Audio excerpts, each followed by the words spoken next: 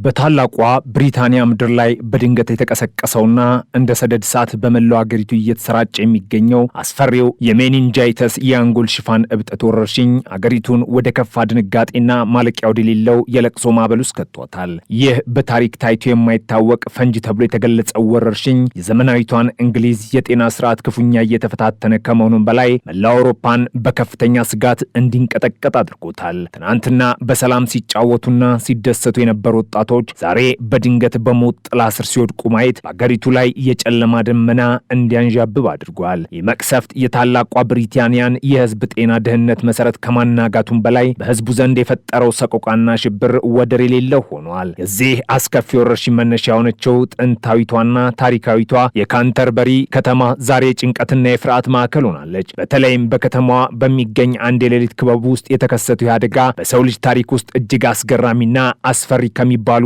የበሽታ ስርጭቶች አንዱ ሆኖ ተመዝግበዋል። ክለብ ኬሚስትሪ የተሰኘው የመዝናኛ ስፍራ በአንድ ወቅት የደስታና የፈገግታ ምንጭ የነበረ ቢሆንም ዛሬ ግን የሞት መልእክተኞችና የሺዎች ስጋት ሆኖ ተቀይሯል። በዚህ ስፍራ በመጋቢት ወር መጀመሪያ ላይ የተገኙ ወጣቶች ሳይታወቃቸው ገዳዩን ባክቴሪያ ተሸክመው ወደየቤታቸውና ወደየዩኒቨርሲቲዎቻቸው መበተናቸው ወረርሽኙን ለመቆጣጠር የማይቻል ደረጃ ላይ እንዲደርስ አድርጉታል። የጤና ባለሙያዎች እንደሚሉት ከሆነ የበሽታው ስርጭት ፍጥነት ከመቼውም ጊዜ በላይ ፈንጅ በሚመስል መልኩ እየተስፋፋና ይህም የታላቋ ብሪታንያን የጤና መዋቅር ለከፍተኛ ፈተና ዳርጎታል። የዩኬ የጤና ደህንነት ኤጀንሲ ዋና ስራ አስፈጻሚ ዶክተር ሱዛን ሆፕኪንስ ሁኔታው ከዚህ ቀደም ታይቶ የማይታወቅ መሆኑን ሲገልጹ መላው ሀገር በድንጋጤ ተውጧል። ይህ በሜኒንጃይተስ ቢ ዝርያ የሚመጣ በሽታም በሰውነት ውስጥ የሚደርሰው ጥፋት እጅግ ዘግናኝና በአጭር ጊዜ ውስጥ ህይወትን የሚቀጥፍ ነው። በሽታው ወደ ሰውነት ከገባ በኋላ በ24 ሰዓታት ውስጥ ብቻ ጤነኛ የነበረን ሰው ወደ ከፍተኛ እንክብካቤ ክፍል አሊያም ወደ መቃብር ሊሸኝ የሚችል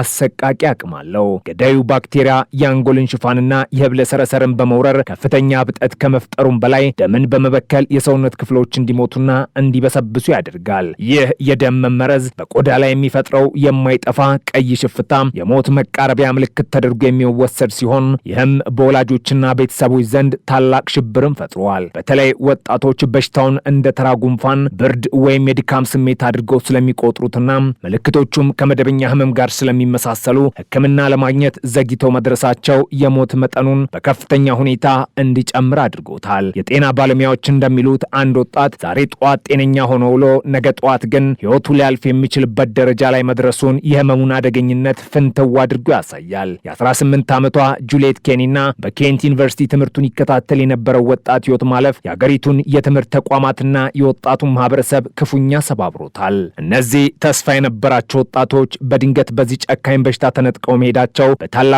ብሪታንያ መንግስት ላይ ከፍተኛ የፖለቲካና ማህበራዊ ጫና ፈጥረዋል። የጤና ጥበቃ ሚኒስትሩ ዌስ ስትሪቲንግ እንደገለጹት ከሆነም የዚህ ወረርሽኝ መጠንና የፍጥነት ልክ ሀገሪቱን እጅግ አሳስቧታል። መንግስት የወረርሽኙን ስርጭት ለመግታት ሺዎችን ለክትባትና ለኃይለኛ አንቲባዮቲክ መድኃኒቶች እያሰለፈ ቢሆንም የበሽታው ስርጭት ግን አሁንም እንደቀጠለ ነው። በካንተርበሪ ጎዳናዎች ላይ የሚታየው ረጅም የተማሪዎች ሰልፍ፣ መድኃኒት ለማግኘት የሚደረገው ሽሚያና በቤተሰቦች ፊት ላይ የሚታየው ተስፋ መቁረጥ ሀገሪቱ ያለችበትን የጦርነት ቀጠና የሚመስል ሁኔታ ያንጸባርቃል። የወረርሽኝ የታላቋ ብሪታንያን ድንበር አልፎ መላው አውሮፓን ስጋት ላይ ጣለበት ዋናው ምክንያት የባክቴሪያው ባህሪና የአካባቢ ሁኔታዎች ተዳምረው በፈጠሩት እንቆቅልሽ ምክንያት ነው። የሳይንስ ሊቃውንት እንደሚሉት ከሆነ ከሳራ በረሃ ተነስቶ በአውሮፓ ሰማይ ላይ የተዘረጋው የአሸዋ ቅንጣት የሰዎችን የመተንፈሻ አካል በማዳከም ባክቴሪያው በቀላሉ ወደ ደም ዝውውር እንዲገባ መንገድ አመቻችቶ ሊሆን ይችላል የሚል ስጋት አለ።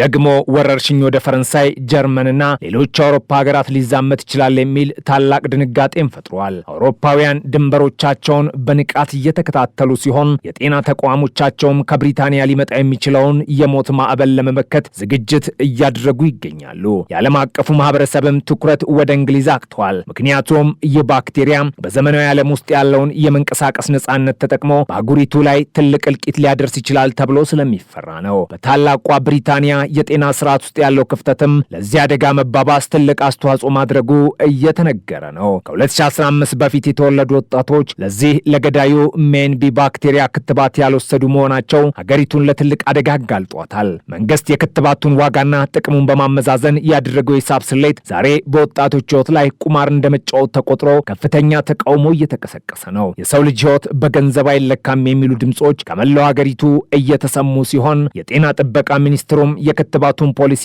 በአስቸኳይ እንዲገመገም ትዕዛዝ ሰጥቷል። ሆኖም ግን ይህ እርምጃ የሞቱትን ለመመለስም ሆነ አሁን እየተሰቃዩ ያሉትን ለመታደግ ዘግይቶ የመጣ መሆኑን ብዙዎችን አስቆጥታል። የሀገሪቱ የጤና ኤክስፐርቶችና የፖለቲካ መሪዎች በመካከላቸው የሚያደርጉ ክርክር፣ የወላጆች ለቅሶ ግን አሁንም አላባራም። በእንግሊዝ ታሪክ ውስጥ የጤና ፖሊሲ እንዲህ በከፍተኛ ደረጃ ለህዝብ ቁጣ የተጋለጠበት ጊዜ ጥቂት ነው። የካንተርበሪ ከተማ ጎዳናዎች ዛሬ በጭንቀት የተሞሉ ናቸው። በሺዎች የሚቆጠሩ ተማሪዎችና ወላጆች መድኃኒት ለማግኘት በየሆስፒታሉ ተሰልፈው ይታያሉ።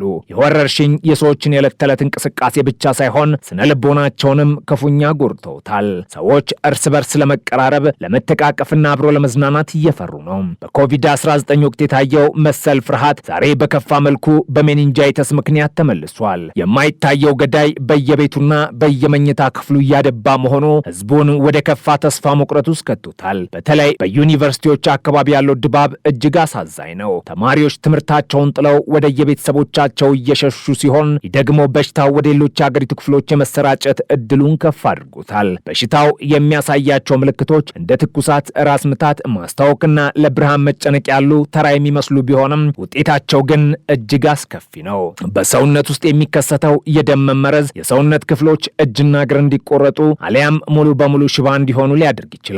ከሞት የተረፉትም ቢሆኑ ለዘላለም የሚከተላቸውን አካላዊና አእምሯዊ ጠባሳ ይዘው እንዲቀሩ ያደርጋቸዋል። ይህ ደግሞ በብሪታንያ ማህበረሰብ ላይ የሚፈጥረው የረዥም ጊዜ ማህበራዊና ኢኮኖሚያዊ ጉዳት በቀላሉ የሚገመት አይደለም። የአካል ጉዳተኛ የሚሆኑ ወጣቶች ቁጥር መጨመር በአገሪቱ የኢኮኖሚና የማህበራዊ ዋስትና ላይ ትልቅ ጫና ይፈጥራል። ይህ ደግሞ አገሪቱን ከጤና ቀውስ ባለፈ ወደ ማህበራዊ ቀውስ ውስጥ እየገፋት ይገኛል። የወረርሽኝ የታላቋ ብሪታንያን የጤና ደህንነት መሰረት ያናጋና የአገሪቱን ክብር ጥያቄ ውስጥ የከተተ ክስተት ሆኗል።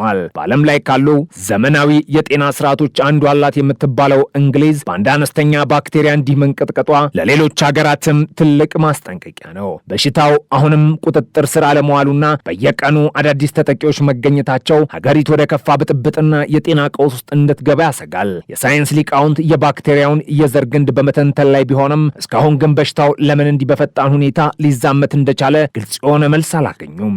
አንዳንድ መላምቶች እንደሚጠቁሙት ከሆነ በኮቪድ-19 ወቅት የተደረጉ እገዳዎች በሰዎች ላይ የነበረውን የተፈጥሮ መከላከያ አቅም አዳክመውት ሊሆን ይችላል። ይህ የመከላከል ዕዳ ተብሎ የሚጠራው ክስተት ወጣቶችን ለእንዲህ ያሉ በሽታዎች በቀላሉ ተጋላጭ አድርጓቸዋል ተብሎም ይታመናል። በመላው አውሮፓ የሚገኙ የጤና ድርጅቶችም ሁኔታውን በከፍተኛ ትኩረት እየተከታተሉ ነው። ከእንግሊዝ ወደ ሌሎች ሀገራት የሚደረጉ ጉዞዎች ለበሽታው ስርጭት አመቺ ሁኔታን ሊፈጥሩ ይችላል የሚል ስጋትም አለ። በተለይም ወጣቶችና ተማሪዎች በአህጉሪቱ ውስጥ የሚያደርጉት እንቅስቃሴ ባክቴሪያው ሳይታወቅ ወደ ተለያዩ ከተማዎች እንዲሰራጭ ሊያደርገው ይችላል። ይህ ደግሞ መላውን አውሮፓ ወደ አንዱ ትልቅ የሜኒንጃይተስ ቀጠና ሊቀይረው ይችላል የሚል አስፈሪ ትንበያ እየሰጠ ነው። በአሁኑ ሰዓት በለንደን፣ በፓሪስ፣ በበርሊንና በሮም የሚገኙ የጤና ተቋማት የቅድመ ማስጠንቀቂያ ደውል ደውለዋል። በአውሮፓ ህብረት ደረጃም ጉዳዩን በጋራ ለመከላከል የሚያስችሉ ስብሰባዎች እየተካሄዱ ይገኛሉ።